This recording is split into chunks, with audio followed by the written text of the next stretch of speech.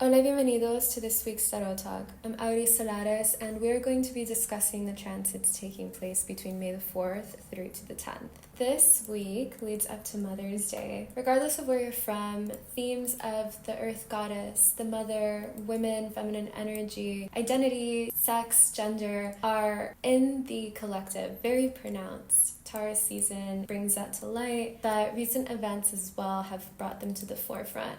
Namely, Venus's retrograde stage, which she's still in shadow, and so we may still be interacting with these themes and these archetypes a lot more than maybe some are used to. I think that this is a really sweet week to really reset on our foundation of beliefs and our ideas in these realms, but also and to connect in our own connection with the feminine and the goddess. So just because there's not a tremendous amount of planetary shakeups, it doesn't mean that there isn't a lot to work with here. Actually, I think we could use the break because the last couple of weeks, dare I say, just entire 2025 has been cataclysmic.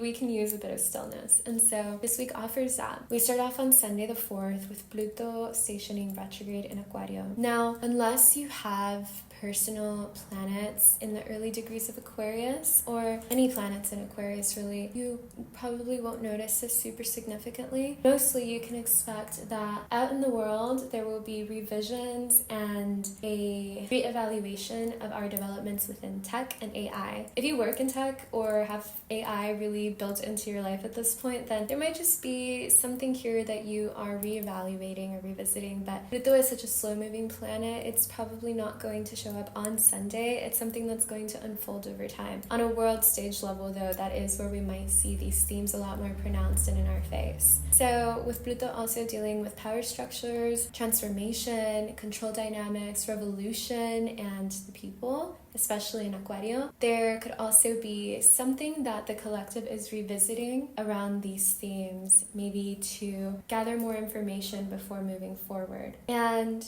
that's really Sunday the 4th. Monday the 5th, we go into Mercury in Aries, making a sextile to Jupiter in Gemini. This feels quick and fast and boisterous even. Mercury in Aries has proven itself to be very hot and fiery in its communications, maybe a little bit argumentative, and with Jupiter in Gemini, there's just an expansion in our ideas and our flow of communication and the way in which our mind processes information as well. Combine these two together and you get an influx of information coming your way. So if you're not really wanting that, maybe just be mindful of what you're consuming, but this can be a really good energy to pitch an idea, to have a conversation, or to simply go out and socialize and exchange words to communicate with others, to exchange perspectives. It feels like a fun energy. It feels like an energy that can be very playful, and so I would really lean into that. And Mercury has a pretty significant switch at the end of the week. I won't spoil it, but you may already know. And so this sextile to Jupiter in Gemini just feels like a final sojourn from its time in Aries, which I think is kind of sweet. Tuesday the 6th, we have Venus in Aries making a sextile to Pluto in Aquario. Venus has made this aspect before, but Pluto now retrograde gives it a little bit of a twist. This can show up in many different ways, particularly maybe there are women at this time that are taking on new powerful roles or showing up in a more powerful way than they did maybe earlier in the year. This could also be a bit of an invitation for us to deep dive into our relationship to the feminine. We, regardless of our identifiers, have feminine energy. Every single person does. Maybe some people just have it more repressed than others. But with Pluto retrograde now in this sextile to Venus, we can be a little bit invited to go into the catacombs of our being and sit with the dark aspects of our feminine. In a very patriarchal society, and the oppression of women's rights and queer people's rights and trans people's rights, especially taking place all over the world right now, especially in the US of A. This is not a bad moment to sit with the shadow aspects of what have kicked up for us. What is our relationship to our feminine aspects? What is our relationship to Mother Earth as well? What is our relationship to the things that we are taught are not acceptable for women or about women, and flip the script entirely. Where are we still giving control and power to outdated programming or outdated belief systems about what it means to be a powerful woman, what it means to be in goddess relationship or in relationship with the goddess? There's all of these archetypes of women in historical times that have been shunned and done something wrong. Let's talk Lilith, right? Let's talk even Ereshkigal. And Venus just emerged from a retrograde station. She is still in shadow, and this sextile to Pluto can just be a moment where we are sitting with the depths of all that we have learned since then. And Medusa as well. You know, there are these women figures that were shunned for something, and that teaches women a story of this is what happens if you don't play by the rules, or, you know, if you do this or if you do that. Just see what stories are woven into the fabric of your being. Do they still resonate? And if nothing else, use this energy to just dive into your more sensual and daring and rebellious even feminine nature. Again, regardless of how you identify, you can absolutely tap into this. So I really appreciate that we have this sextile with Pluto in the week. I think it gives it a little bit of an edge. And since Pluto gestation retrograde, I think that it also gives it a bit of that fire as it goes into its revision stage. Saturday the 10th,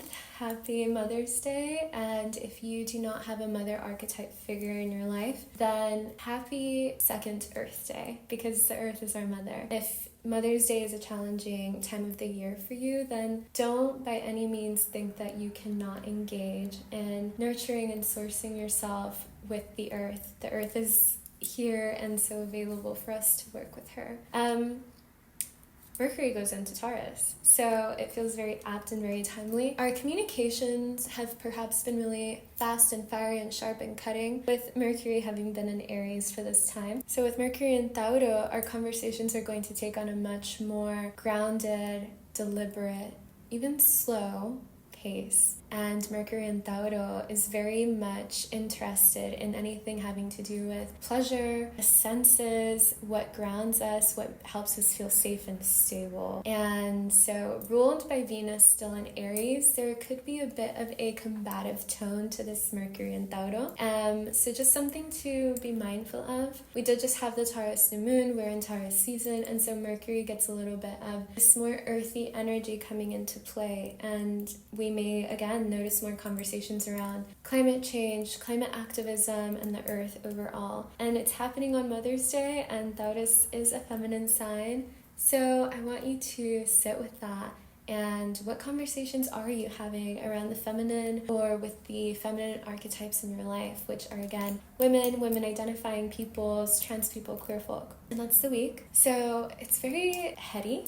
There's a lot of Mercury-Venus action going here, and it's deep and it's catalyzing, and it asks us to expand upon what we already think that we know or where we're at, or just inviting us to grow our beliefs or our thoughts around these topics. So yeah, with that, I'm gonna draw a card just to see what it is that we most need to know for this week as well. Any final remaining advice, anything that wasn't covered here. Take a deep breath, plant your feet on the earth. What is it that we most need to know for this week?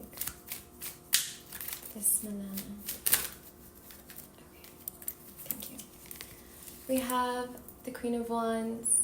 And because women and women's energy is just floating all throughout this week, I think this is a really cool card to get. Venus is in Aries right now, and so we are invited to be unapologetic in how we follow our intuition. Lean into it with a fervor that feels otherworldly even onto yourself. Listen to your dreams and trust this feeling within you that is from your divine feminine energy, and say, okay, like maybe the way that I want to go about something doesn't make any sense at all, but I feel it in such a primal way. This is a card that inspires magic, ritual, divination, and passion. So again, it feels like Venus in Aries is coming through for us in this reading, and she's encouraging us to continue to be unapologetic, unconventional, and cutting in the way in which you show up in your feminine energy, or as a woman, or as a queer person, or as a trans person in the world. It matters, especially at this time. And so with that, that's the week. Thank you for spending time with me. I hope that this was helpful. I'm curious to hear how it goes for you. I'll see you in the next one.